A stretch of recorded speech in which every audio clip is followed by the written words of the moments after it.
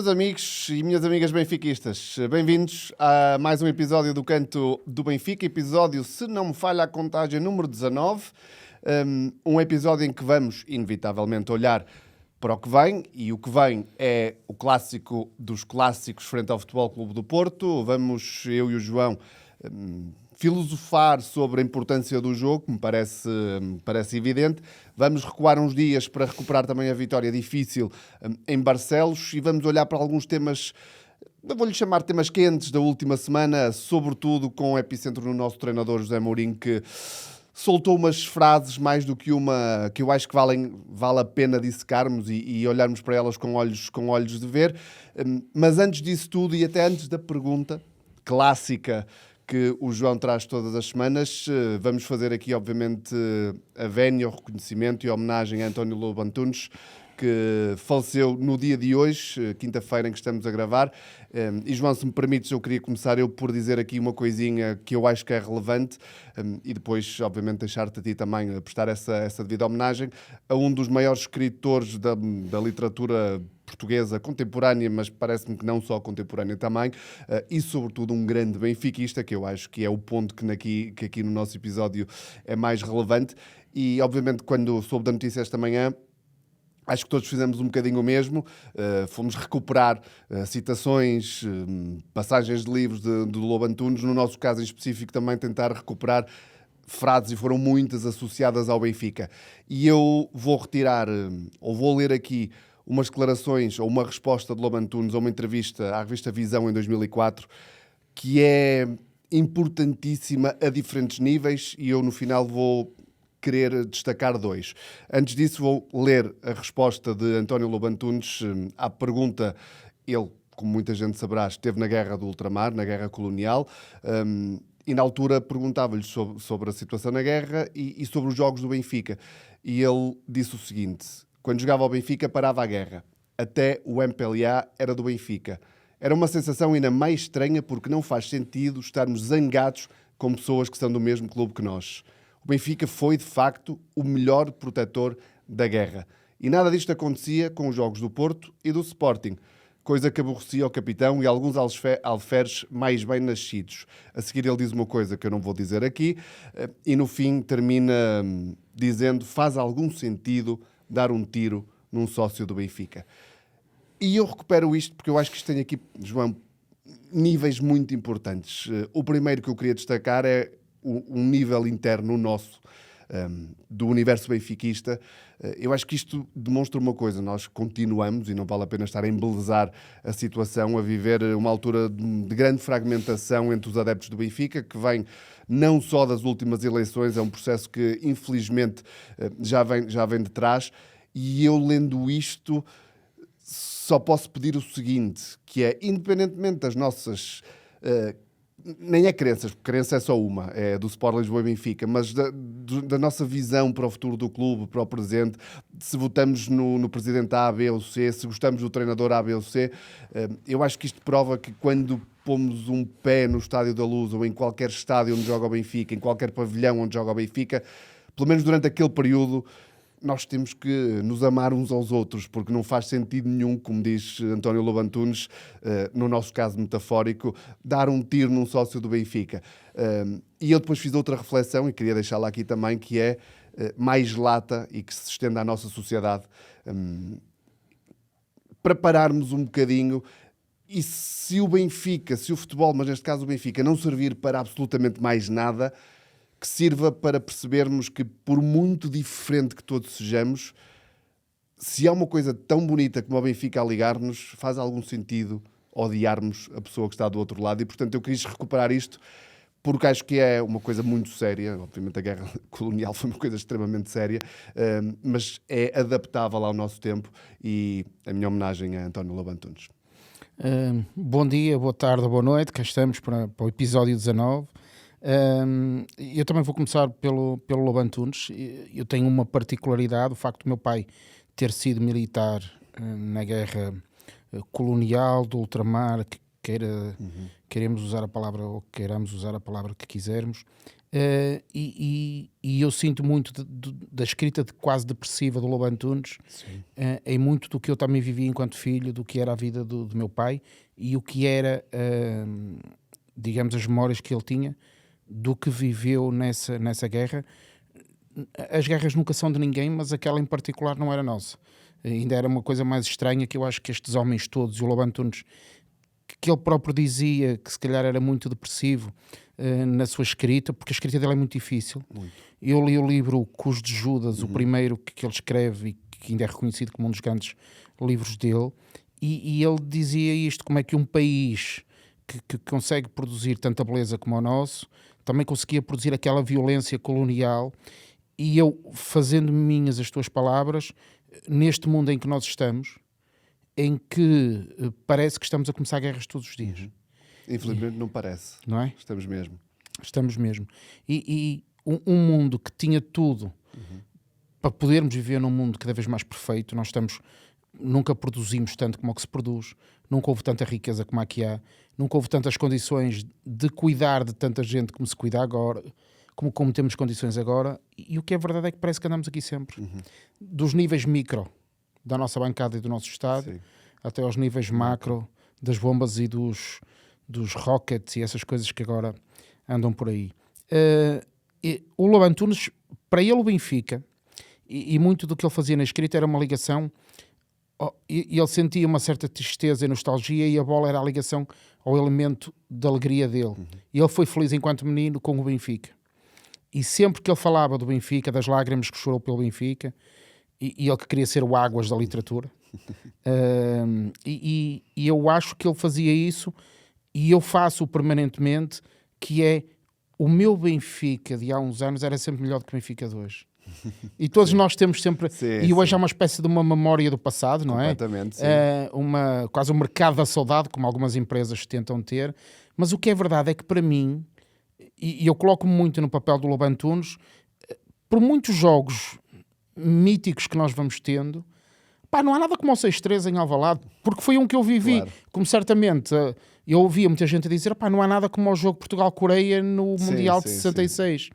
Porque nós vamos romantizar momentos da nossa vida em que nós éramos felizes. Claramente. E ele diz isso, que a escrita dele é muito baseada na memória. Ele diz que não tinha imaginação. Isso. A minha imaginação é a memória. É a memória, exatamente. E eu quis ir buscar isto porque, de facto, é uma literatura difícil, não é um escritor... Eu lembro-me também de ter ouvido uma entrevista dele em que ele dizia qualquer coisa. Eu sei que as pessoas querem livros curtos, livros que digam o que as pessoas querem ler, mas isso dizia eu, para isso não vale a pena escrever. Claro. Eu não vou escrever o que as pessoas querem que eu escreva em livros curtos, etc. E, portanto, a minha vénia também é o Águas da literatura. Não é o meu escritor português favorito, eu continuo a jogar na equipa Saramago, mas fica aqui a minha vénia incrível ao Lobo Antunes. Porque eu aqui mais à frente vou falar de uma memória também importante do Benfica, e vou fazer o meu ponto com o Lobo Antunes, que eu acho que faz todo sentido. Mas mais à frente eu revelo isso, portanto fiquem aí ligados. E por mais à frente revelares isso, pergunta, episódio 19. Voltaste a ligar as duas coisas? Não. Não? Eu já sabia que isso algum dia isso ia acontecer, e portanto foi hoje. Primeiro vamos aos 19. Vamos aos 19. Os 19... Sabes que eu propositadamente não vou ver para que depois que aqui seja apanhado de surpresa. Sabes que houve um amigo que escreveu, um seguidor que escreveu no YouTube, sugerindo que o Nuno Gomes jogou com o 19. Vi isso escrito. Vi isso. Mas eu não encontrei informação sobre isso. Eu não consegui. Tinha memória nenhuma dele com o 19. Eu não consegui confirmar isso. Das diferentes fontes que eu procurei, portanto, se houver aí alguém que me desminta, malta. Num jogo amigável qualquer em que tenha... Ele nas duas passagens que esteve no Benfica, que eu tenha identificado, não usou o 19. Se isso tiver acontecido, cá estarei para no próximo número, o 20, dizer-vos... Faltam 2 para falarmos do Nuno Gomes. Exatamente. Números. Vou do presente para o passado. Ok. O Belotti, acho que foi um avançado que não... Sim. Vai passar... Vai. Não vai ficar. Não. O Tankstead... Tem uma marca na cabeça de uma certa pisadela que levou. O Belotti veio de Itália para cá e o Tankstead foi de cá para a Itália. Tankstead. Depois... Tankstead para mim, lugar Imortal. Sporting, não é? Gol ao Sporting. Depois temos o grande Chiquinho, jogou Chiquinho. com 19. E o Chiquinho, opá, acho que vai ficar na memória. O Chiquinho vai ser aquele jogador que nós um dia vamos fazer o que tu estavas a dizer em relação ao Lobo Antunes, que é, ainda estamos muito frescos e ele teve um hype que não teria de outra forma com a saída do Enzo. Mas um dia acho que vamos olhar para trás e dizer, o Chiquinho não era mau. Tivemos a motoreta do Eliseu. O Eliseu é algo que fica icónico. A forma como ele gostava do Benfica, a forma como ele vivia o Benfica. Sim, sim. E depois, claro, a forma como ele festejou aqueles títulos com a moto E dele. acho que a carreira do Eliseu também é uma das que se calhar um dia com maior frieza a malta vai respeitar um bocadinho mais. Porque não é uma carreira tão mediana como muita gente quis fazer parecer. Estou de acordo contigo. Depois, passando assim um bocadinho mais rápido, o Marco Culo, o Bergesio, não sei como é que se lê isto, o Toy, que não o cantor, o Bruno Bastos e o Bruno Queiras. São jogadores que jogaram também com o 19. O Bruno Queiras foi sempre uma promessa um bocadinho adiada. Foi. O Toy também não deixou de ser uma promessa adiada, mas de facto do número 19, se eu tivesse que destacar andaria aqui entre o Eliseu e o Chiquinho. Eu escolheria Eliseu. Eu também. Mas cá está, por essa questão da romantização, porque o Eliseu, apesar de tudo, é um bocadinho mais atrás, não muito. Sim, o Eliseu joga de 14 a 17, 18 e o Chiquinho de 19 a 20. Veio a seguir. Exatamente. A 20, 21. Mas portanto, sim, dessa lista eu diria que Eliseu, o número 19. A pergunta é relacionada com o Porto Benfica. Ok, vamos a isso, atira. Portanto, nós vamos ter um jogo, o clássico. Pelo menos para mim é o clássico. É. Sabes o que outro, eu quero falar sobre isso. O outro é apenas o derby da capital. É. Já estou a malta do Sporting toda a dar-me na cabeça, mas é o que é. Aqueles dois que vêm espreitar aqui o Aqueles de vez em quando. Dizer-vos que me parece que é um jogo obviamente importante, vamos dissecá-lo mais à frente. E a pergunta é relativamente simples, se calhar eu acho que todos os benfiquistas saberão a resposta sem ir procurar, mas para o campeonato, qual foi o resultado mais desnivelado a favor do Benfica? Benfica-Porto. Portanto, jogos em casa do Benfica. O jogo foi no Campo Grande, só para vos situar já em termos de temporal. E posso-vos dizer que o Julinho marcou um póquer. Só para ficarem com uma ideia, isto foi nos anos 40. Eu tenho um resultado na cabeça, mas eu acho que todos vão ter. Eu detesto quando me fazem uma pergunta e a seguir dizem toda a gente sabe isto, que é a primeira dica para eu tropeçar. Eu detesto que façam. Opa, não, eu acho que este é mítico, todos os benfiquistas Eu também reconhecem. acho que sim, mas depois isto é como estar sentado na cadeira do Quem Quer Ser Milionário ou do Joker, que em casa é fácil, depois aqui tu começas a duvidar até da tua própria sombra. Mas pronto, mas vamos a isso no fim. Pergunta é essa, vão comentando aí qual foi o resultado mais desnivelado para o campeonato entre o Benfica e o Porto, jogos em casa do Benfica. Muito bem. Benfica-Porto. João Paulo, vamos começar pela pergunta... 3-0 para o Benfica. 3-0. Ok. Era por aí que ias começar. É isso, assina, está resolvido. Ok. Portanto, partindo do princípio que vamos ganhar 3-0, deixa-me fazer a pergunta na mesma. Porque acho que a primeira é a pergunta que nos vai levar aqui a refletir um bocadinho antes de irmos a questões mais específicas, que é, fala-se muitas vezes dos jogos do tudo ou nada, jogos do título. Eu não vou catalogar isto como um jogo do título porque acho que não é, mas para o Benfica este é o jogo do tudo ou nada. É ganhar ou ganhar. Se não ganhar, creio que ficamos conversados sobre o resto da temporada. Absolutamente. Não é? Aliás, já disse aqui tantas vezes que parece que me estou sempre a repetir. Mas agora podes-te repetir porque agora é um posso jogo. repetir, quer dizer, Sim. o Benfica, neste jogo em concreto, à distância que estamos do Porto e à distância que estamos do fim do campeonato, não há outra alternativa. É ganhar ou ganhar. Claro. Tudo o que não seja ganhar significa que o campeonato acabou. Se ganharmos o jogo, ok. Se me perguntam se eu acredito, não acredito. Claro. Pá, se vou naquela da fé no pau, vamos a isso. É isso. Eu acho acho que é um jogo importante dentro da linha de raciocínio que nós fizemos aqui há uns tempos, em que eu te dizia que o Benfica, não sendo o principal candidato ao título, estava numa posição, entre aspas, confortável, e o entre aspas aqui é muito importante, porque obviamente nada disto é confortável. Confortável seria estar em primeiro com o campeonato resolvido, mas o Benfica não teria nada a perder. Claro. E eu acho que ganhando domingo se agrava uma coisa, e vamos falar disso mais à frente, não de forma detalhada porque não é o canto do Porto, mas temos que olhar para o adversário, que eu acho que se impõe também aqui hoje. Eu acho que vamos colocar uma pressão no Porto que pode provavelmente beneficiar o Sporting, e não necessariamente nós, porque a luta neste momento é a 2,5, vamos colocar assim, mas ganhando domingo, eu acho que reabrimos aqui uma luta que o Porto não sei se mentalmente está capacitado atualmente, e dá várias semanas para cá, para ganhá-la, ou pelo menos para ganhá-la sem serem muito sofrimento. Eu acho que a vitória domingo reabre, até porque é um Braga Sporting, não é? Certo. No dia anterior. Nós vamos para o Clássico sabendo o resultado do Braga Sporting. Acho que é muito giro por aí. Agora, olhando especificamente para o Benfica, é o jogo do ganhar repara, ou ganhar. Nós estamos com uma diferença pontual que eu parto sempre desse pressuposto que quando o Benfica, como eu imagino sempre que o Benfica vai ganhar os jogos todos, pelo menos antes de eles começarem, e confesso-vos que às vezes os jogos acabam, eu ainda acho que vai acontecer qualquer coisa que vai permitir o Benfica ganhar o jogo. O jogo de Santiago Bernabéu, eu ainda estava à Ali espera qualquer que coisa faltava que- qualquer coisa. O Benfica, eu parto sempre do pressuposto que nós estamos, se vamos jogar contra uma determinada equipa, há 3 pontos que são nossos. Ora, se nós estamos a 7 pontos do Porto e eu acho que nós vamos ganhar ao Porto, então quer dizer que estamos a 4.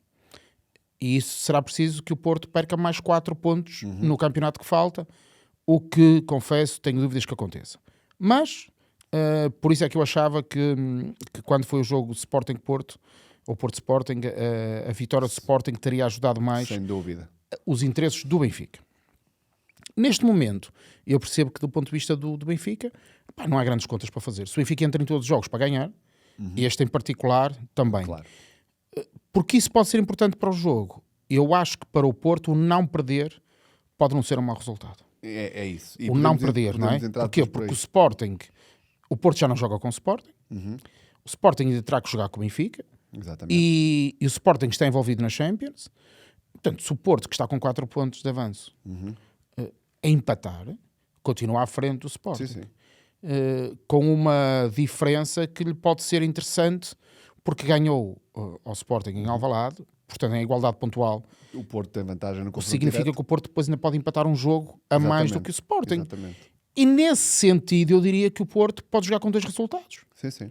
Com a vitória e com o empate. Que se virmos a coisa do ponto de vista do Porto apertada, eu acho que eles não têm problemas nenhum em jogar para o empate. E acabas de fazer aí a transição para uma coisa que eu queria falar a seguir, antes de irmos a questões individuais no Benfica, porque esta semana e nos últimos dias percebeu-se que Frederic Auschwitz em princípio não vai jogar, mas antes disso, aproveitando o que tu disseste, falando um bocadinho do Porto, porque eu queria perguntar que Porto é que esperamos e o que é que nós aprendemos para já dos 2 jogos que já fizemos com o Porto esta temporada, e sobretudo daquilo que fomos vendo. Eu sei que tu não vês muitos jogos do Porto ou quase nenhum, eu volta e meia vou espreitando, mas eu não podia estar mais de acordo contigo. Eu acho que este Porto, com este treinador, inicialmente deu uma sensação de ser uma equipa diferente daquilo que Sim, eu acho completamente. que Farioli queria. Eu tenho E é uma visto- equipa que não vai ter problema nenhum. Exatamente. Era aí que eu nenhum, ia. Era aí que eu ia. em dizer, ok, isto não dá para marcar, Fica cá atrás. fica cá atrás. Aliás, o Porto tem sido sucessivamente isso. quer dizer, Completamente, não é? sim, nos últimos meses. Primeiro tenho que dizer aqui, porque nós não costumamos falar de arbitragem, mas eu, sendo isto um espaço de benfiquistas, e tendo eu visto o que tenho visto em jogos do Porto, tenho que o dizer, quer dizer, que é para mim quase escandaloso aquilo que acontece nos jogos do Porto. Confesso que não estava à espera, tantos anos depois, voltar a ver algumas coisas que vi. Aquele penalti que acontece no último minuto, é uma coisa assombrosa, de escandalosa. E se o Benfica o tem feito, depois podemos discutir se o Benfica fez bem ou se fez mal, se devia ser daquela maneira ou se devia ser da outra, não vou discutir isso. Dizer que o Benfica bem ou assinalar que de facto aquilo aconteceu. E eu vi o último jogo, isso foi no resumo, só vi o resumo, e agora vi o jogo do Sporting Porto, e eu continuo a achar que há momentos em que O Porto parece que joga com umas regras diferentes dos outros. Parece que são permitidas mais coisas. É óbvio que nós depois vemos a comunicação do Porto e o Porto continua a ser brilhante na forma como comunica. Pois. Consegue inverter completamente a lógica e olhar para o jogo como se o Porto tivesse sido muito prejudicado. Mas isto para dizer o quê? Que eu temo. Porquê? Porque a equipa do Porto é mais dura, mais agressiva e são-lhe permitidas coisas que normalmente não nos são permitidas a nós. E isso pode jogar a favor do Porto. Na tal lógica de um jogo muito mais agressivo e, sobretudo, especular com o jogo. Sim. Eu acho que o Porto vai esperar que alguma coisa aconteça. Eu acho que o Farioli se está a revelar muito mais italiano do que aquilo que eu achava que ele era italiano. Sim, é italiano. Isso Isso define-o como treinador. Há ali não? um ADN muito antiquado de Catenaccio. Eu não acho que seja por defeito. Eu acho que ele não olha assim para o futebol. Eu acho é que pelo que eu tenho visto dos jogos do Porto, o primeiro gatilho de autoproteção de Farioli é aquele. Que é, ok, isto não está a correr futbolisticamente como eu queria. Plano E sinceramente, quer dizer, eu quando olho, e isto joga a favor do Porto e em demérito do Benfica. Quando eu olho para o plantel que o Porto tem, é assustador como é que aquele conjunto de jogadores consegue fazer o campeonato que está a fazer. Sim. Obviamente terá os seus méritos, não discuto. Acho que há jogos que não devia ter ganho, porque ganhou do meu ponto de vista, e assumo o que digo, à margem das regras que estão escritas, pelo menos para as outras equipas. O Porto não podia ter ganho o último jogo que ganhou. Nesse sentido, parece-me que resulta muito dessa forma de especular com o jogo. Acho que é isso que vai acontecer. Não perspectivo que o Porto possa assumir o jogo. O que eu gostava que acontecesse é que o Benfica entrasse em campo com uma atitude semelhante à que fez com o Nápoles. Uma atitude de quase de superação. E de tudo ou nada, porque o jogo do Nápoles, olhando um bocadinho para trás, era um jogo de tudo ou nada. E um bocadinho aquilo que fizemos com o Real Madrid. E depois foi um bocadinho tudo, porque aquele primeiro jogo, extra, não é? aquele primeiro jogo do Real Madrid. Sim, também. Vamos com tudo. E depois pode correr mal, pode. Mas temos dito aqui vezes sem conta. Eu que corra mais mal. Facilmente se correr mal, mas eu perceber que se quis. Espero que o José Mourinho não jogue para o segundo lugar. Não acredito. Falaste isto aqui, não é? Já falei nisso mais que uma vez. Sim. Portanto, eu acho que o Benfica, este jogo de Barcelos foi diferente. Estou aqui a fazer a ponte entre o que o Benfica. Sim. Eu senti que o Benfica vinha a melhorar. Senti que, meia culpa, quando falámos aqui do jogo de Madrid, em que falámos de Sudakov, nós não sabíamos o que sabe o José Mourinho. Não te estico já, porque eu quero falar sobre isso à frente. Porque nós não sabíamos. Eu achava que a saída do Sudakov da equipa estava a prejudicar a qualidade do jogo, mas também elogiei aqui o Rafa, que eu também tinha dito que achava que não vinha para cá fazer nada, não é? Sim. Nesse sentido, eu acho que o Rafa pode ser útil, portanto, agora fazendo aqui a ponte para aquilo que eu acho que vai acontecer. Tendo ou não o Fred, o Rios será o jogador que eu acho que vai entrar. À partida, até pelos sinais que o Mourinho dá. Acho que será o Rios o jogador.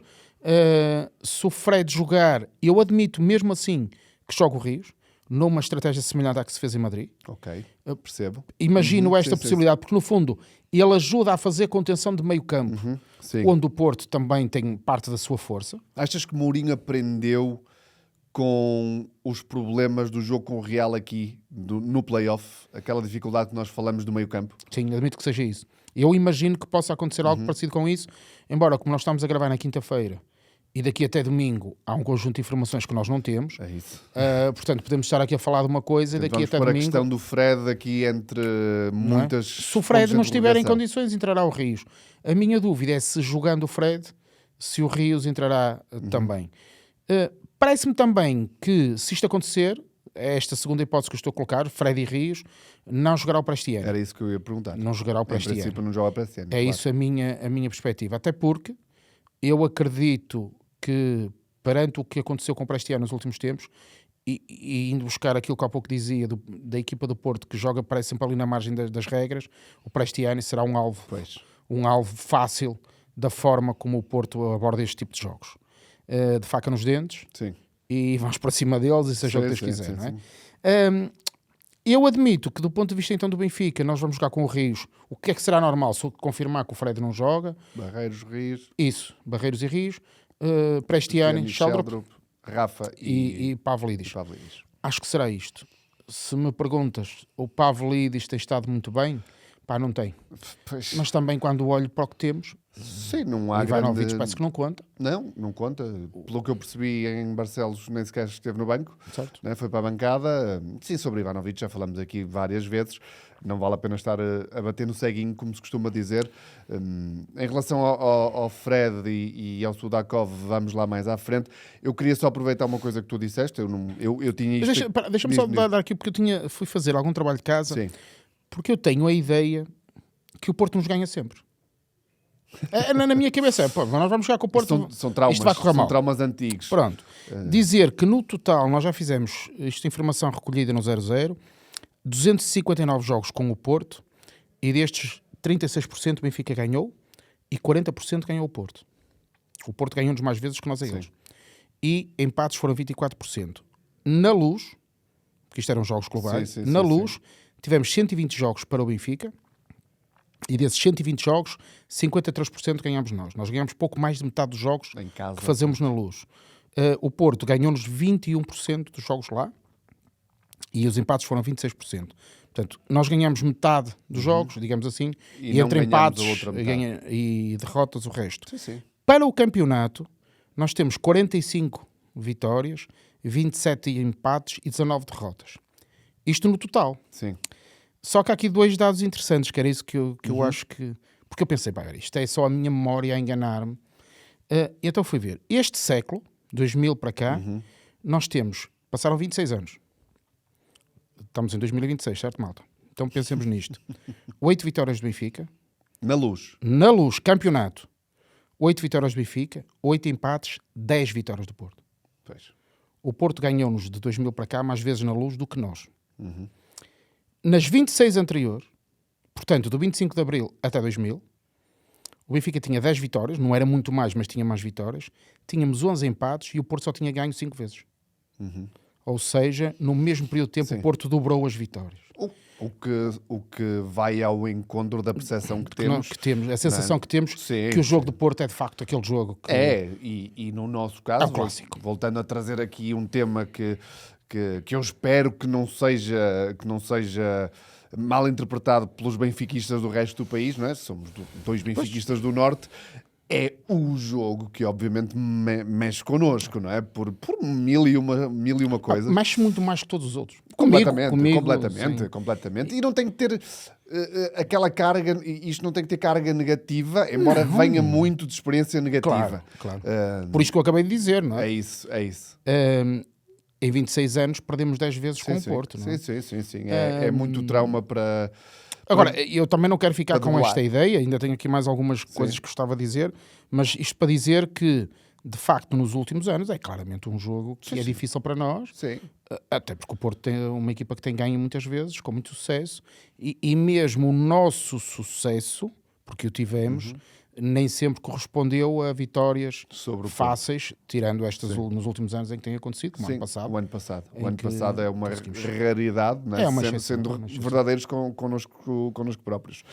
Mas eu queria ainda, a propósito do Benfica-Porto, porque tu abordaste aí o assunto, eu tinha isto aqui pensado para dizer, porque eu acho que é relevante, e eu acho que vai ao encontro do que tu disseste, quando falas dos últimos acontecimentos, sobretudo o último jogo do Porto, que realmente nos trouxe aqui, memórias de tempos em que realmente sofremos, muitas vezes porque éramos infinitamente inferiores ao Porto futbolisticamente, mas outras vezes porque de facto houve influência externa.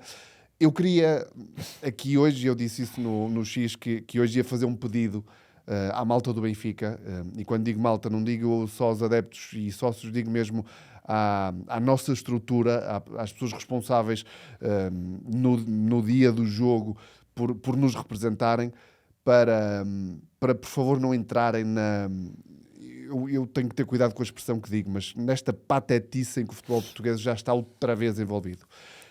Eu disse isso, eu pus isso no X, eu não vi o Sporting Porto da Taça, e no dia seguinte... A comunicação que seguiu é absolutamente... Eu para encontrar o golo, pelos vistos foi de penalti, para encontrar o resumo do jogo, eu teria que pesquisar e ir lá diretamente. Tudo o resto caía-me no colo. E não entrando aqui em detalhes, obviamente, eu só espero e peço, embora eu saiba que não será fácil, a toda a direção do Benfica, a comunicação do Benfica, que, por favor, sejamos melhor do que isto. Porque eu já nem quero entrar aqui na questão da imagem do campeonato, se é vendável, se vale 300 milhões, se vale 30.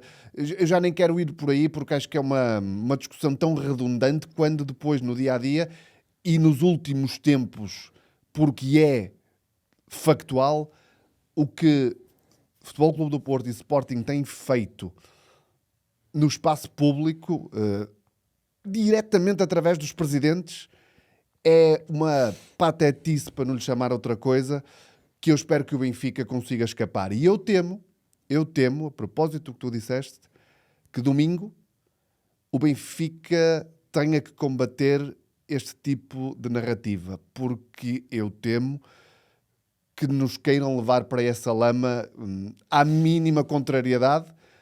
E digo isto sem problema absolutamente nenhum, e o Benfica não está isento de culpas nos últimos anos do mau ambiente que se gera no futebol português, é parte dele. Tivemos um personagem lá que foi parte ativa desse clima, e eu só espero a quem está lá hoje que domingo, independentemente do que aquilo que possa acontecer, eu tenho a certeza quase absoluta que nos vão querer arrastar para este tipo de narrativa e que sejamos melhores do que isso, que sejamos um exemplo defendendo o Benfica, defendendo, obviamente, os interesses do Benfica, se for esse o caso, mas com uma elevação e com uma postura que não se coadune com isto, porque tem sido absolutamente ridículo. Tem. Repara, isto parece-me, se calhar, a gente nunca teve este tipo de conversa à volta do nosso adversário, do Porto, mas aquela coisa que têm de não dizer o nome da equipa com que vão jogar, enfim. A forma como trataram, e depois entramos sempre aqui, eles fez-me e deixou de fazer, e no ano a seguir, e mais não sei o quê. Pá, isto, nunca mais saímos disto. Não saímos disto. E eu também não me revejo, não é por eu criticar o que os outros fazem, que a seguir vou fazer igual. E, portanto, se a direção do meu clube, da qual eu sou sócio, fizer o mesmo que eu critico nos outros, eu criticarei ainda mais. Estaremos para a semana. Criticarei ainda mais porque eu não admito que a minha direção... Porque isso não é defender o Benfica. Não. Essa é que é a questão. Isso é que eu digo, porque eu Agora, acho isso não significa fazer tudo para ganhar o jogo. Claro, isso é outra conversa. E para defender... O Benfica, caso se venha a constatar que dentro das 4 linhas as coisas não serão feitas dentro das regras, acho muito bem que o Benfica se defenda. Tem a ver com a linguagem e com o modo e com a forma de atuar, porque depois há instâncias, eu já disse isto muitas vezes e vou assumir o que digo. Se nós achamos que realmente neste momento o Benfica é prejudicado pelas arbitragens, pelo sistema que está montado, seja na Federação, seja na Liga Portugal... meus amigos, o Benfica tem que fazer esse trabalho junto a essas instâncias. Não é no espaço público. Aquilo que Frederico Varandas e André Vilas-Boas andam a fazer é surpreendente, por um lado para mim, porque eu olhava para ambos como duas pessoas, nem é de nova geração, mas com uma base académica e intelectual que eu achava que realmente nos ia trazer alguma elevação. Mas a dimensão cultural é superior a isso tudo. A questão é essa. É que porque nós gostamos disto. Aquela lógica... Gostamos da lama. E mesmo aquela comunicação do contra tudo e contra todos, por exemplo, que o Porto tem, é matricial. Sim. Mesmo que não haja motivo nenhum para que isso aconteça. Não. Mas é matricial. Gera-se. Porque eles vivem disso. Eu no outro dia dizia aqui uma expressão, que é polémica, isto vai dar corda, já estou a imaginar a pancada que eu vou levar. Mas que basicamente tem a ver com isto. Quer dizer, é o amar pelo amor. Sim. E o amar no ódio. Pá, eu confesso, eu não consigo odiar. Eu amo. Eu amo quem? Eu amo o Benfica. É o meu clube. Uma declaração do Diogo Costa. Não sei se foi agora no seguir ao jogo Sporting. Creio que sim. Em que ele, na resposta, não sei qual foi a pergunta, diz que o Porto nasceu da luta contra a capital. Está tudo certo, nós somos daqui, nós socialmente até conseguimos conceber a ideia de... Mas nós que conhecemos o Norte, sim, nós não sabemos que a cidade do Porto, que é a nossa cidade, faz exatamente o mesmo em relação a todas as outras cidades aqui à volta. Obviamente. E em relação ao Norte. Obviamente. Vila Real, Bragança, Viana, a própria cidade de Braga, que demorou até conseguir, enquanto cidade, não estou a falar do clube, Sim. e todas as nossas pequenas, grandes cidades aqui à volta, nós vivemos o problema do centralismo da cidade do Porto. Claro. A cidade do Porto faz para todo o Norte, se calhar pior, do que faz muitas vezes Lisboa em relação ao país todo. E basta ver o que é, se a malta quiser analisar isto, o que é hoje a dimensão desportiva do Distrito do Porto. Desportiva, nem sequer estou a falar só de futebol. Façam uma avaliação do que é o desporto hoje no Distrito do Porto e vejam se eu estou muito longe da verdade a dizer que nasceu aqui um mega eucalipto azul e branco que esgotou completamente o distrito do ponto de vista desportivo. Pensemos onde é que estão os clubes das diferentes modalidades, do basquete, do handball, do voleibol, que continua forte, porque também de facto existe aqui, e no futebol. E pensem onde é que estão os clubes. Praticamente não há. Nem quero falar do Boa Vista e de Salgueiros. Eu ia dizer isso à cabeça, obviamente Não é? surgem dois Não clubes quero lembrar com peso do Maia, histórico. não é? A impossibilidade que Gondomar, Matosinhos com Seixões, Gaia, não é giro possível. Não nos queremos desviar aqui muito Não, mas do para tópico. dizer que o centralismo... E eu que sou... E é giro que nasce fora do Porto a resistência ao Porto. O Minho é o melhor exemplo em termos desportivos. Exatamente. Não desse nasce tipo de na região do resistência. Porto. Não. Portanto, quando me dizem que do ponto de vista cultural isto e aquilo, é tudo verdade, Claro que malta. sim, Se claro quisermos que sim. levar a discussão para aí, podemos levá-la. Mas ignorar que a cidade do Porto faz o mesmo em relação ao resto é também ignorar parte da cultura desta região que está longe de se resumir à cidade do Porto. Tal como eu acho que o clube de futebol da cidade do Porto também não se resume à cidade de futebol. Acho eu, Obviamente. à cidade do Porto, não é? Portanto, fica aqui, eu acho que estamos num momento delicado. Sem dúvida. Obviamente, há interesses financeiros em cima da mesa. Claro. Porto e Sporting lutam pelo título um com o outro e, portanto, vêm para cima da mesa tudo o que podem, com as armas que podem. Podia ser de outra maneira? Podia. Mas eu não tenho histórico de ser de outra maneira. Nem eu. Agora, que eu gostava que o Benfica não fosse por aí. É isso. Agora, olhando ainda para domingo, porque no sábado fizemos anos, eu gostava que, não sei, eu vou só dizer aqui algo que eu gostava, porque não sei se está preparado, gostava que o Benfica fizesse qualquer coisinha no domingo, uma coreografiazinha. Olha, deixa-me sobre então... o nosso aniversário. Pois, eu também acho. Então deixa-me aqui, eu perguntei, porque tem havido muita malta que nos vai seguindo e que vai comentando, eu perguntei à malta para irmos pela positiva e ficarmos aqui com uma ideia positiva sobre o jogo.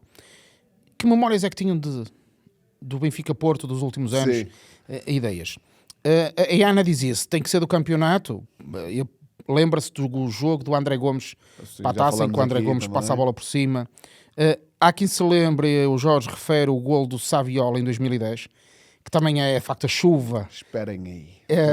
Um golo que eu acho que é interessante, embora o Jorge diga que hoje os palpites são mais difíceis de fazer.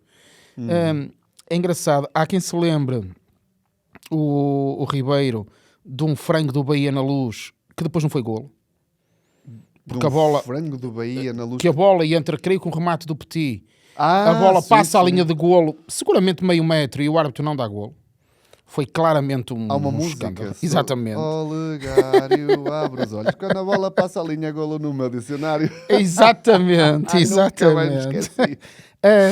Referem também o jogo do ano passado e o facto de termos ganho 2 vezes o 4-1. O Jorge Eusébio, se calhar também pelo nome, refere o jogo do Eusébio.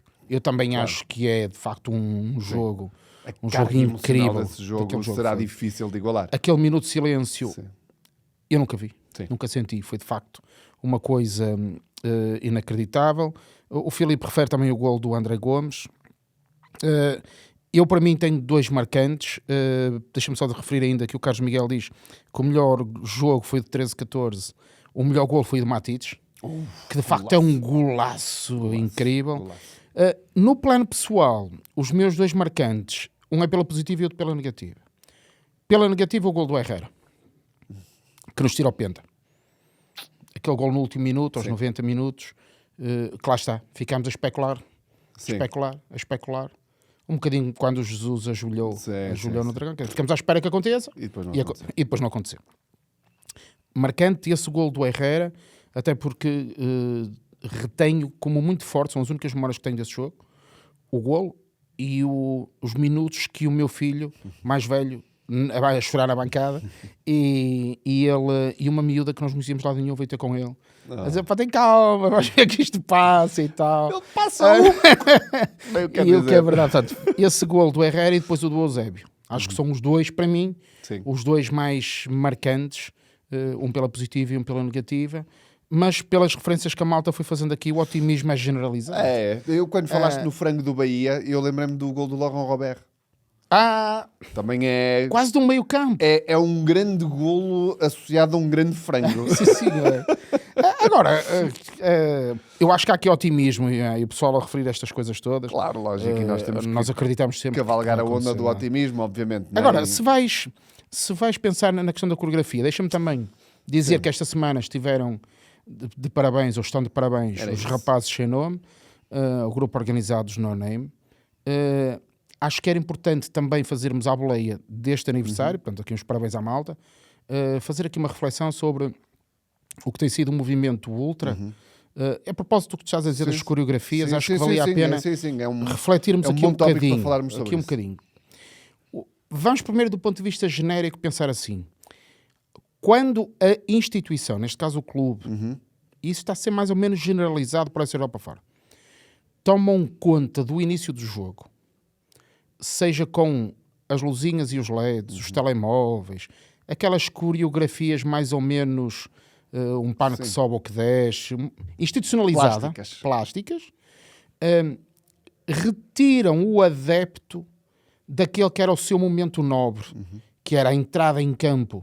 Um bocadinho à luz que, se vocês quiserem comparar hoje, muito do que acontece por exemplo, na Argentina ainda hoje, em que a entrada em campo da equipa é quando os adeptos se expressam. Certo. E os adeptos, no sentido lato, organizavam-se em grupos, anos 80, sobretudo, a partir... Quer dizer, não é só nos anos 80, mas começa a ser mais visível a partir daí. O movimento nasce um bocadinho antes. É que nasce um bocadinho antes, mas isto só para tornar a coisa mais rápida. E esse movimento... começam por ser muito inorgânicos, depois mais ou menos vão se institucionalizando. E o que é verdade é que, de facto, aquilo que nós conhecíamos como as claques, quando aparecem e se começam os diabos, os no-name, no nosso caso, houve outros movimentos que foram aparecendo, o que é verdade é que trouxeram, de facto, uma imagem diferente, uma alegria, e a entrada em campo das nossas equipas era sempre um momento. Sim. E eu ainda marcante. tenho memória de na bancada, no estádio antigo, da claque na bancada central, em frente à entrada da televisão, não é? E o que aquilo resultava de imagens, as bandeiras, muito laranja e muito vermelho. Voltamos ao imaginário. A imagem, aquela imagem que se crava na memória. E o que é verdade é que depois, quer os diabos, quer os no-name, conseguiram sempre criar, reinventar-se e foram criando coreografias e iam com uma força muito grande. Mas a partir de algum momento, o poder central no sentido do governo, não sei se há boleia dos presidentes ou não, eu ia a esta parte, porque também depois fico a sensação que os presidentes se serviram das claques para ter poder. Isto aqui é uma coisa estranha. Ficas com a sensação? É, com a sensação. O que é verdade é que nós tivemos aqui uma espécie de marginalização do movimento ultra. Como se o sócio que pertence ao grupo ultra fosse um marginal. Sim. Ora, em bom português, desculpa só, para que toda a gente perceba, acho que se começou a misturar alhos como galhos. Foi um bocadinho. Porquê? Porque o adepto, e estou a falar do Benfica, os adeptos do Benfica, que faziam parte dos nossos grupos, são também sócios do Benfica com o seu lugar anual. E, portanto, esta ideia de perseguição a alguém que quer ver o futebol de pé, a alguém que quer poder expressar-se de uma forma diferente do estar sentado e bater palmas como aqueles... Desculpem-me a palavra, foi o que me ia sair e vou ser o mais sincero que posso. Aqueles palhaços que estavam sentados atrás da bancada do Real Madrid, que estavam a bater palmas assim... que aquilo nem se percebia bem o que é que eles estavam a fazer. Quando digo isto, palhaço é no sentido que alguém quer pago para fazer uma coreografia, neste sentido. Não? E o que eu senti foi que, ao marginalizarem os grupos ultra, foram dando gás a um movimento que na Europa foi crescendo, porque isto não é um fenómeno só daqui, que são os casuals. Grupo de malta, que não anda identificado com as nossas cores. Há quem diga que escreveu um destes dias uma coisa que eu discordo, mas são os betos vestidos de roupa preta e que causam problemas. Eu acho que é muito mais profundo do que isto. Mas eu acho que a responsabilização do aparecimento destes grupos de casuals que têm provocado problemas complicados em diferentes situações é sobretudo as autoridades. Porque as autoridades, ao marginalizar o movimento ultra no seu sentido lato, acabaram por criar condições para que um grupo marginal, e o marginal é à margem, não estou a dizer que são ilegais, não estou a ir por aí, à margem. Foi uma ramificação que foi nascendo, e esse movimento dos casuals é hoje um problema. E portanto, acho que a Alemanha é um bom exemplo de um país que tem feito trabalho de integração e de articulação com os adeptos. Não é? Sim, muito. E eu digo sempre isto porque uma malta que me conhece sabe que eu dou a Alemanha sempre como exemplo para muita coisa. O contexto, a integração ou a relação entre as partes na Alemanha também não é linear. Claro. Não é linear. Há muita fricção entre as claques, que lá são de facto grupos organizados legais, e as diferentes instâncias, quer o governo, quer alguns clubes, mas a Alemanha encontrou sempre. A Alemanha tem uma coisa que, por exemplo, em Portugal não existe, que é uma associação que agrega os grupos ultras e que os representa, quase como um sindicato dos grupos, dos movimentos ultra. Isso existe. Eu sou subscritor da newsletter, eu recebo todos os dias, todas as semanas, newsletter. Ou seja, há uma plataforma que recebe o input das diferentes claques, dos diferentes grupos, e que de certa forma os representa depois nas lutas, nas diferentes instâncias. E em Portugal isso não existe. E repara, estando enquadrado, é isso. Estando enquadrado significa que a autoridade desses grupos perante os seus adeptos é uma autoridade maior. Malta, não vão por aí, não vão por aí porque o nosso caminho é este. Quer dizer, há uma legitimidade. Os grupos ultras na Alemanha têm poder que para nós é impensável. Tu para aquilo que aconteceu agora no jogo do Bayern, não é? Junto dos clubes, sim. Em que o capitão... O Musiala no fim vai lá perguntar porque é que eles não apoiaram. Porque tinha havido desacatos com a polícia fora do estádio, alguns adeptos não entraram, e então os adeptos do Bayern decidiram não. Vocês reparem que se nós adeptos do Benfica fôssemos fazer isso, na maioria dos jogos não apoiávamos a equipa porque nós temos problemas com a polícia, e muitas vezes, e eu tenho essa experiência, não é por responsabilidade dos adeptos, porque muitas vezes a polícia, na atitude que tem de enquadrar situações de uma forma um bocadinho excessiva, para ser simpático, acaba por tratar os adeptos como algo que esses adeptos não merecem. Isto não significa que estou a tirar responsabilidades ao movimento ultra e aos problemas que às vezes surgem. Quanto a isso estamos de acordo. Agora, isto para dizer que à boleia dos parabéns que eu queria dar aos No Name, e que eu acho que são importantes na história do Benfica, no presente do Benfica. Eu gostava que ainda fossem mais no futuro. Eu gostava muito que a bancada que nós temos pudesse deixar ter cadeiras e nos permitisse a quem quisesse ver o jogo de pé, porque eu acho que isso era importante.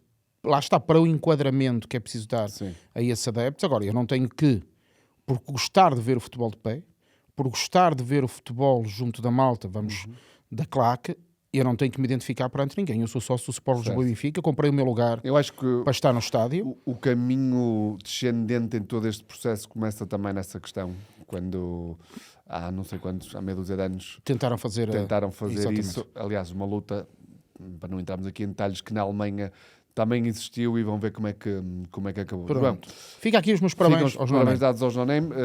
Nós vamos ter que acelerar, senão hoje vamos ter 2 horas de programa. Quero recuperar Barcelos. A um nível, porque quero falar de Sheldon, porque foi muito falado esta semana. Eu sempre disse aqui que é o melhor jogador do Benfica. Eu acho que sim, eu ia recuperar isto. Aliás, há muitos clipes É só a elogiar o Sheldon. completamente a elogiar o Sheldon. Algum dia eu ia dizer aqui que o Sheldon não tem lugar no Benfica.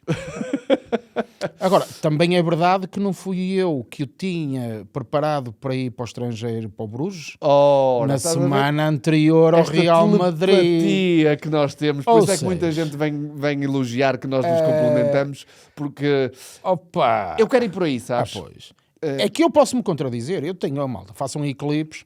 Eu estou sempre a dizer o contrário do que disse na semana anterior, mas eu vivo bem com isso. Eu não esperava isso da minha direção, não é? Portanto, eu não espero isso da minha direção. É isso. E o não é? Sheldrop é um caso. O Sheldrop é um caso, e eu, neste caso, vou falar de consciência muito tranquila, porque há um vídeo meu há muito tempo a questionar porque é que Sheldrop não jogava. Porque, um bocadinho à semelhança daquilo que aconteceu esta época com porque é que não jogamos com extremos, e quando começamos a jogar com extremos a coisa funciona, eu tinha em relação a Sheldrop a sensação que é, eu acho que cheguei a dizer aqui, ele faz 2 ou 3 jogos bons, tu percebes que está a jogar e sai da equipa. Estava um bocado na cara que Sheldrop, tendo carinho, tendo confiança, porque É uma criança é ainda. uma criança e se calhar tem essa personalidade, Certo. que podia dar muito mais rendimento do que aquele que estava a dar. E eu há muitos meses que me questionei que é, quando nós achávamos que ele ia dar o salto, ele desaparecia da equipa. Não é responsabilidade de José Mourinho, que aconteceu na época passada, porque ele não estava cá. Claro. Portanto, houve aqui responsabilidade de muita gente, de Bruno Lage, que foi o treinador dele antes de José Mourinho, de toda a estrutura do futebol que estava e que está, que não percebeu ou não quis perceber ou não soube fazer o trabalho com o Sheldrop que alguém fez agora. E eu aqui tenho que dividir a minha análise em 2 momentos. José Mourinho, com as coisas a correrem bem, obviamente que vai puxar dos galões para o seu lado e diz que a célebre frase, não gostava do Sheldrop que encontrei, gosto muito deste Sheldrop porque o trabalhei no sentido dele defensivamente ser muito mais competente e mais isto e mais aquilo. E eu ouço aquilo e à primeira vista penso, sim senhor, tem razão, realmente é José Mourinho que põe Sheldrop a jogar e que põe Sheldrop a render. Mas depois paro e penso, calma, o Sheldrop ia embora e o José Mourinho já cá estava há bastante tempo. E depois o Sheldrop joga porque não há mais ninguém. Portanto, eu também não gosto que me façam passar por parvo. É que é mesmo isto. Eu peço desculpa se não é este o caso. Mas eu aqui ouço o nosso treinador a falar e penso, calma, eu posso não ser um erudito, mas também não sou burro nenhum. Há aqui coisas que não batem certo. Portanto, eu atrevo-me a dizer que é um feliz acaso o que aconteceu com o Sheldrop e do mérito a Mourinho, que desde então tem conseguido realmente tirar grande rendimento do Sheldrop. Mas estava lá. Mas é um bocadinho a história que tivemos com o João Félix. Ele ia sempre estar ao Marítimo antes de acontecer o que aconteceu. Se calhar o futebol será isto, o futebol é o momento, não é? Como alguns dizem. Talvez, e fará parte E fará do futebol, parte, esse se tipo calhar de faz. coisas. Agora, não precisa vir com grande sapiência a dizer, é só isso. É isso. Tipo, fui eu sou o maior. Aquela coisa do ele não sabia defender e agora sabe. É. Talvez, mas que ele aprendeu no jogo com o Real Madrid a defender. Foi, acho que foi. Deve ter sido Ele isso. teve não é? ali uma Mas de epifania e resto, começou a dizer, defender. mais uma vez, gostei do jogo do Gil Vicente. O meu aplauso ao treinador, que de facto olhou olhos nos olhos, Tal e qual. jogou o jogo, não encostou o autocarro lá atrás. Aliás, houve momentos em que nós nos vimos aflitos, Sim, porque eles é que estavam. E depois uma vitória que acabou por ser justa também é verdade. do Benfica. Num jogo que não foi brilhante, mas também temos o jogo com o Gil Vicente, que de facto É isso. é neste momento uma das boas equipas do nosso, Acho que foi um jogo do nosso campeonato. com 2 momentos. Senti que o Benfica não entrou nada bem Não. no jogo. Eu estive em Barcelos e o estádio do Gil é espetacular porque realmente sentes que estás próximo da relva e o Benfica não entrou bem. E eu comecei a temer aquilo que eu tinha dito aqui a semana passada. Eu disse que não dava como adquirido que o Benfica ganhasse em Barcelos. E depois temos aquela entrada e eu começo a assustar-me, não por estar surpreendido, porque eu já esperava que o Gil fosse aquele Gil, mas porque achava que nós íamos ter outro tipo de entrada. Depois fazemos o gol, sofremos o empate no início da segunda parte e depois ganhamos realmente com um gol. Mas é uma daquelas vitórias suadinhas. Eu até desabafei no X e disse que já... Quer dizer, eu não me lembro de um 15-0, não é? Não há jogos descansados. Mas pronto, também faz parte de ser benfiquista este sofrimento. Mas acho que é uma vitória justa, saborosa no sentido em que realmente tivemos um adversário que nos torna a vitória saborosa também. E eu não me farto de elogiar o Gil. nas diferentes... Tem estado bem. Completamente. E a experiência de jogo em Barcelos, naquele estádio, é muito boa. Deixa-me falar também, porque já falaste nele aqui hoje, em relação ao Prestiani, e eu agora, e aqui vamos entrar nos temas quentes da semana. Mourinho... eu vou tentar encontrar palavras certas. O Mourinho ficou muito ofendido que não lhe tivessem perguntado na conferência de imprensa antes do jogo com o Gil sobre tudo o que tinha acontecido no pós-Benfica-Real Madrid, e a meio da conferência diz: eu consigo antecipar as vossas perguntas, mas falhei desta vez e ninguém me pergunta, então vou ter que falar eu. E fazes o que devia ter feito muito mais cedo. Portanto, não culpem naquele caso a comunicação social, porque o tema já lá ia há muito tempo. Quer dizer, às vezes culpam os jornalistas por não quererem falar do assunto do momento, mas depois, quando se falam dos assuntos do momento, naquele caso, criticou-se por não irem recuperar uma coisa que já tem 2 semanas ou o que quer que seja. Portanto, quem falhou foi, uma vez mais, a comunicação do Benfica, não foi a comunicação social naquele caso. Mas Mourinho tem palavras sobre Prestiani curiosas, não é? Que é, ele assume pela primeira vez que se ele disse, comigo acabou e no Benfica acabou. Mas a verdade é que é titular em Barcelos. Portanto, foi uma prova de confiança com aquilo que ele diz com muito seja, não é? Nós já falamos aqui do Prestiani. Eu, enquanto benfiquista, queria também trazer como tónica, eu há bocado dizia da questão do amor e do ódio. Eu não quero ficar a odiar o Vinícius. Mas de facto o comportamento daquele personagem é que não justifica nada, já dissemos aqui tudo o que tínhamos para dizer, mas de facto parece que depois do que aconteceu piorou. O rapaz vai umas atrás das outras a criar situações, e até se pegou com outro que terá festejado um golo de uma maneira que eu não gostou. Vejam lá a ironia destas coisas da vida. Nessa coisa da comunicação, só destacar aquilo que o Mourinho diz, e tu tens falado nisso também de forma recorrente, que é a ideia da transparência na comunicação. Isso. Para que nós, e quando digo nós, não estou a falar de mim e do Duarte, quer dizer, nós no sentido dos adeptos que nos interessamos pelo Benfica, não surjam oportunidades de especular com aquilo que é tranquilo. Se é um jogador que está lesionado. Qual é o drama disto? Porque esta ideia de colocar depois ónus e questionar nós, no fundo, estamos a tentar refletir e a perguntar, mas espera aí, se aquele jogador foi titular até agora, porque é que agora não joga? É algo que nós podemos fazer. Claro. Porque, como adeptos, o interesse que nós temos no Benfica também é esse.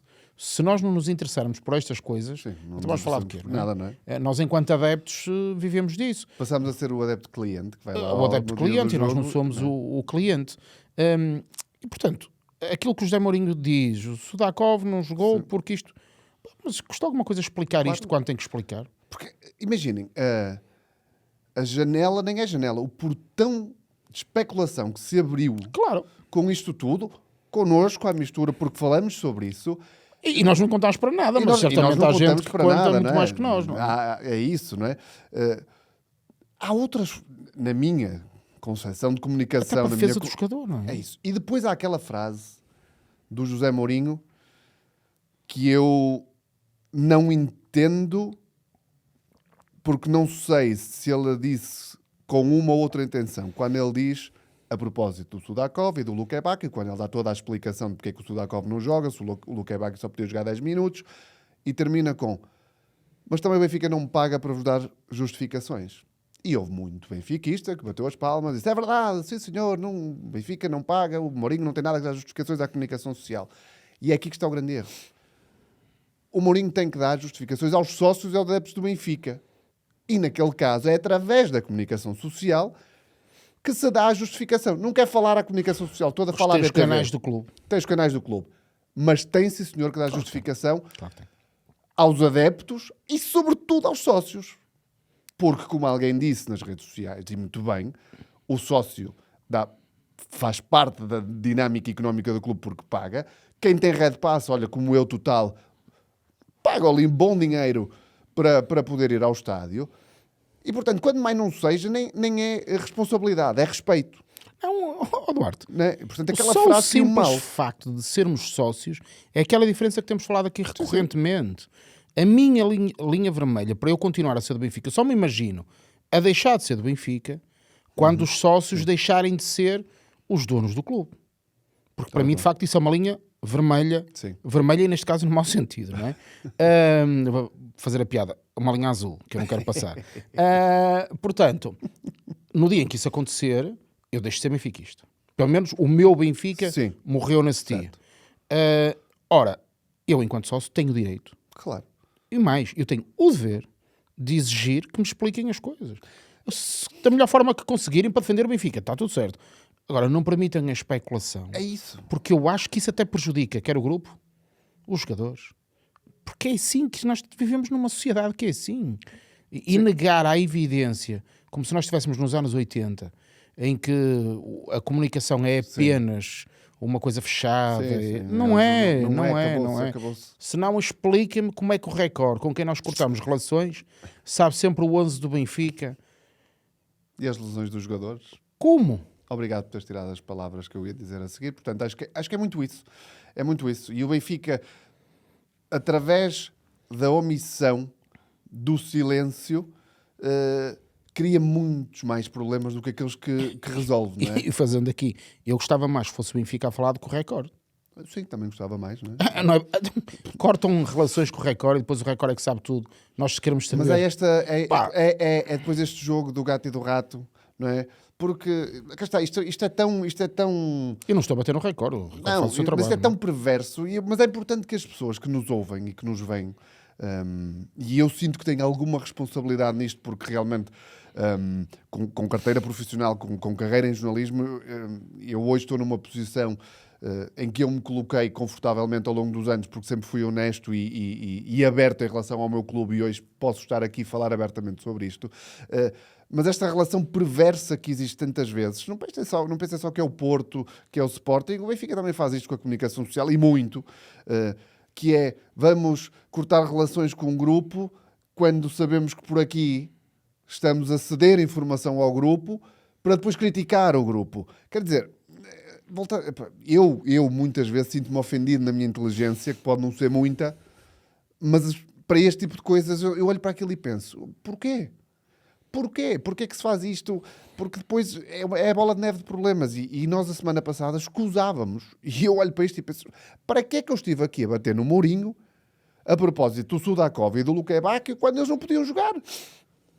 Fizeram de mim parvo. E de ti, neste caso. Né? Portanto, é muito esta situação e é um tema, infelizmente, que tem sido recorrente.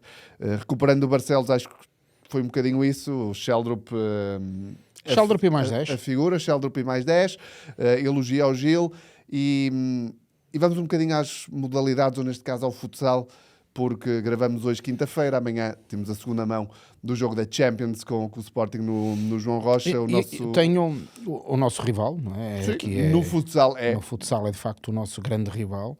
A história tem sido mais favorável ao Sporting, mas eu acho que o Benfica tem estado melhor. Uhum. Eu aqui tenho dito vezes sem conta, quer a equipa de hóquei, quer a equipa de futsal, e o que eu vou dizer é de uma ignorância atroz, mas é assim que eu vejo muitas semelhanças entre essas duas modalidades, do ponto de vista da velocidade com que se joga e a vertigem do ataque e andar sempre a fazer piscinas de um lado para o outro. E mesmo muitas das movimentações que são feitas pelas equipas são muito semelhantes entre o futsal e o hóquei. A vantagem é que no futsal vemos a bola e no hóquei não. Esta é uma private joke. Uma private joke. Mas em relação ao jogo, não acho que seja importante a vantagem que o Benfica tem. Sim. Porque num jogo de futsal de facto não é. Nós não podemos ir, mais uma vez usar a mesma palavra de há pouco, especular com o jogo. Não. Serviu para criar ali aquele mais nada. Confortozinho, aquele lado emocional. Temos que ir para Alvalade. Para mim começa empatado amanhã. É isso, começa empatado 0-0 e o que nós temos que fazer é ganhar em Alvalade. Eu acho que o nível das duas equipas me permite dizer que tanto o Sporting pode ganhar na Luz como nós podemos ganhar em Alvalade. Sim. E amanhã o jogo, outra frase feita, vai-se definir por detalhes, mas eu começo a achar que o Benfica está aqui num... Agora vou usar uma palavra em inglês, ou duas. Um turning point. Turning point. Só para usar aqui o ponto de viragem. Que parece que estamos a chegar àquele ponto em que o Sporting acha que vai perder connosco. Sim, tinhas dito isto também na semana passada. Na comunicação do Sporting eu senti que eles estão a chegar àquela fase que parece que isto vai correr bem, mas corre mal. e isso pode jogar a nosso favor, mas vai ser um jogo muito intenso. Não acho que a questão do público vá ser a mais decisiva. É óbvio que eu preferia jogar em casa, como é óbvio. Mas não acho que não dá para jogar as duas mãos em casa. Mas acho que a nossa malta que vai estar lá vai dar muita força à equipa. Tenho dito também aqui, já o disse a semana passada, temos alguns benfiquistas como nós que vestem a camisola e vão lá para dentro. E isso eu acho que ajuda naqueles momentos mais críticos. E portanto eu estou convencido que nós amanhã vamos ganhar em Alvalade e vamos passar. E se passarmos, eu acho que o limite é ganharmos a Liga dos Campeões de futsal. O limite e o objetivo. E portanto, eu achava há umas semanas que nós íamos ganhar 3 Ligas dos Campeões. Como a de futebol já lá vai, vamos ficar com a de futsal e do hóquei. Pronto. E se sairmos com essas duas, o saldo é extremamente positivo. Das modalidades. Sim. modalidades. De Benfica. De Benfica. Que é isso que interessa. E falaste aí no hóquei, só também dar este lamirezinho. Vitória 10-2 ontem, uma goleada ao último classificado, ao Povo. Com o regresso do Bargalhó, que esteve lesionado, com uma lesão complicada, e que é um regresso porque se ele vier bem, é claramente um dos melhores jogadores do mundo. Sem dúvida. E está na melhor equipa do mundo.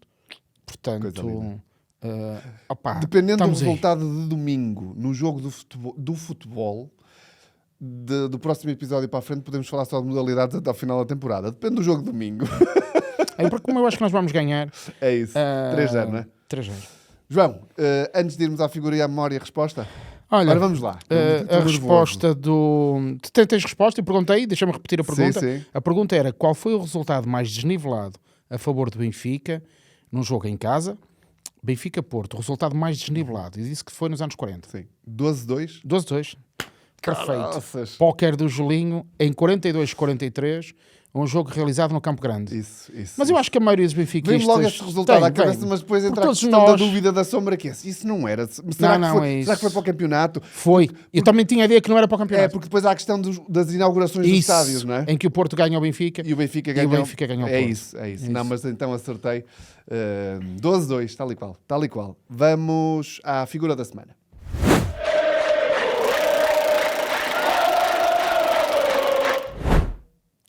João. Para mim, o Sheldrop. Chegou o dia. Tinha que ser. Ouçam. Vai chegar o dia em que a figura... Isso. Não, eu acho que é a questão do Sheldrop, mesmo pelo meu reconhecimento como adepto. Quer dizer, eu acho que eu não me vejo a ser adepto de outra maneira. Sim.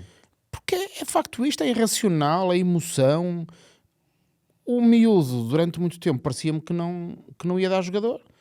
E eu enganei-me ainda bem. Por isso é que eu não sou treinador, nem sou presidente, nem nada disso. Acho que o Sheldon tem mostrado uma qualidade acima daquilo que eu esperava e tem estado consistente. E eu acho que vai ser muito importante, inclusive, para o jogo de domingo. É nele que eu deposito grandes expectativas para o jogo de domingo. E, portanto, a minha figura da semana é o Sheldon. E em vez de ir para o Bruges, em breve vai para o Barcelona, não é? Ou para o Bodo Glimt, que ele também fez questão de falar. Fica a 100 metros lá de casa. A 100 metros lá de casa. Olha que eu fui ver. Onde é que aquilo fica? Algures lá para cima. São, não sei se é 16 horas de carro. Acima de Oslo. Sim. Portanto, a malta que tinha a ideia do Pai tipo... Natal, quando sai, no dia 24, passa por lá. Aquilo é mesmo coladinho ao topo norte. Exato. Agora, inveja da boa em relação à malta de Sporting, confesso. Sim. Que era uma coisa que eu gostava muito de fazer. Sim, podemos ir lá para o Sporting, se quiseres. A malta aí do canto do Sporting, se for à Noruega, aproveitem que vai valer a pena. Exato. E a tua figura da semana? A minha figura da semana é uma figura do Benfica, mas que é a figura desta semana não por algo que fez no Benfica, que é a Lúcia Alves. A seleção portuguesa de... É isso. A seleção portuguesa feminina, jogada por mulheres, iniciou o percurso da qualificação para o próximo Campeonato do Mundo, 2027, com a Finlândia, e o jogo estava... Aqueles jogos que... Apertadíssimo, e a Lúcia, que nem sequer foi titular, entrou aos 80 e pico, manda um daqueles golos, não é, que levantam qualquer estádio, seja no masculino, seja no feminino, seja no que quer que seja. Marca um grande golo e pôs-me a pensar um bocadinho sobre a Lúcia. Eu sei que o futebol jogado por mulheres não tem a atenção mediática que tem o futebol jogado por homens, mas a Lúcia vai em 8 anos de Benfica e tem sobretudo uma coisa que nós falamos aqui tanta vez, é uma jogadora à Benfica. aquela atitude, às vezes quem vê de fora até acha que, pronto, que ela tem um feitio que não é propriamente bonito, mas lutadora, abnegada.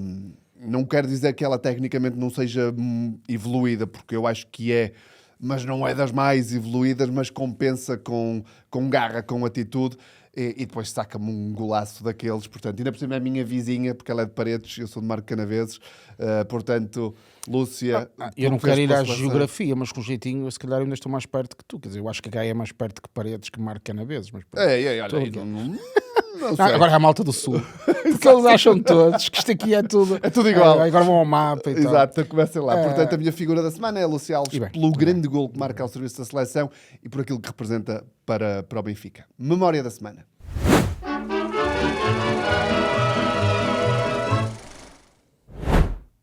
Ora, vamos lá uma aula.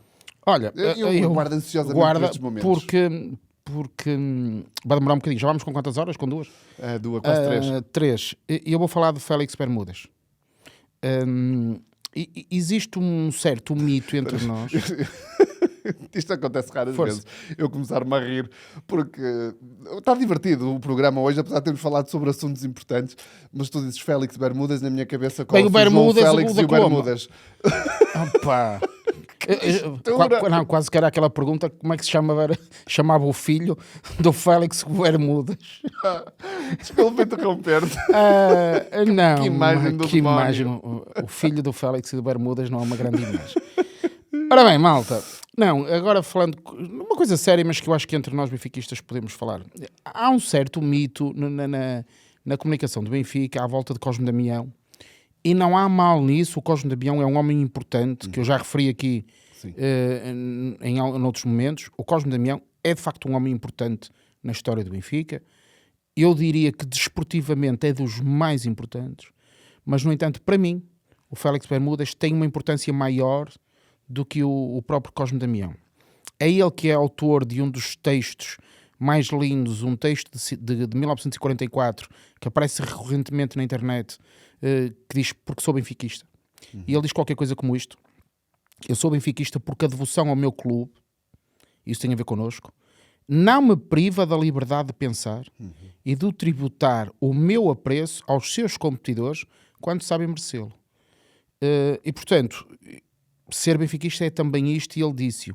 Ele é um homem que, fazendo aqui a ponta até com o dia que estamos a viver hoje, um homem do teatro, que quando faleceu, parte das notícias foram sobre o papel dele no teatro e na cultura. Era um homem das letras, um homem da arte, um bocadinho como o Lobo Antunes, que nós conhecemos como escritor e que tinha este papel de benfiquista, mas o Félix Bermudas foi dirigente, e foi um homem importante do Benfica. É ele o autor do hino do Benfica, é ele que refere e sugere o nome Sport Lisboa e Benfica, porque quando os dois clubes se juntam, nós estamos a falar do clube de 1904, que depois em 1908, quando há a fusão, é ele que sugere Sport Lisboa e Benfica. Portanto, se quiserem, ele é o padrinho do nome do Benfica. Falei do hino. O hino foi censurado na altura da ditadura, porque começava, ou no seu refrão, tinha avante pelo Benfica, que uma aura triunfante glorifica, e vós, ó rapazes, com fogo sagrado, honrai agora os ases que nos honraram o passado. Félix Bermudas é também um homem importante enquanto jogador. É claramente um homem que não está presente na reunião dos 24 fundadores. E ele diz à filha, ou a filha diz numa entrevista que tem, creio, com o Alberto Miguel, em que o pai terá dito à filha dele: mas tu pensas que ir a Belém em 1904 era como agora? E cheta para fazer a viagem. Ou seja, ele não vai à reunião por facto das condições financeiras não permitiram ir a essa reunião. Ele é o autor da peça de teatro Leão da Estrela, peça de teatro que depois já originou o filme que todos nós vimos, não é? Mas o autor da peça é ele, e que, no fundo, ele procurou fazer aquilo que na altura não era reconhecido pelas elites, que era a importância do futebol. E ele e no filme isso é muito evidente, a presença do futebol na vida de Lisboa, porque as elites tinham a ideia que o futebol não era para eles. Pois. E ele é um homem, digamos que da cultura, que traz esta dimensão dos princípios, de criar uma identidade para o Benfica. É um clube que não era só de futebol, não era nenhuma expressão de nenhuma elite, era também um ponto de encontro, de debates, de encontros, uma certa dimensão associativa que ele promoveu. Foi ele que teve, ou que tornou o Benfica, digamos, popular, pela capacidade que teve de o comunicar e de lhe dar essa dimensão que ia para lá apenas da equipa de futebol. Dizer também uma coisa curiosa, porque as citações à volta de Félix Bermudas são muitas, é curioso que se calhar o cântico que nos últimos anos mais facilmente nós falávamos ou cantávamos era o glorioso SLB. Nós referimos-nos ao Benfica como ao glorioso, e os nossos adversários, com alguma ironia, preferem juntar outras coisas a isso, mas não deixam de o referir e reconhecer que é o glorioso, porque não usam isso para as suas próprias equipas e podiam não fazer. Verdade. E é ele que, a propósito de um jogo em que nós ganhámos aos ingleses do Carcavelos, em 1907, se refere ao Benfica como ao glorioso, o gloriosíssimo. É também ele o pai desta ideia, em 1907, do glorioso. E, portanto, dizer que, no fundo, o Félix Bermudas é o homem que dá a dimensão para lá do jogo, para lá do futebol. Certo. É ele que dá a identidade, é ele que constrói esta dimensão de associação, que vai buscar o pensamento à volta do Benfica. Muito daquilo que nós continuamos a dizer hoje. Eu ia dizer, é o pai do que torna o Benfica bonito. Isso. Que nos dá a identidade que nós gostamos. Sim. Quando tu aqui há uns dias dizias eu nunca poderia ser de outro clube, porque é aqui que eu...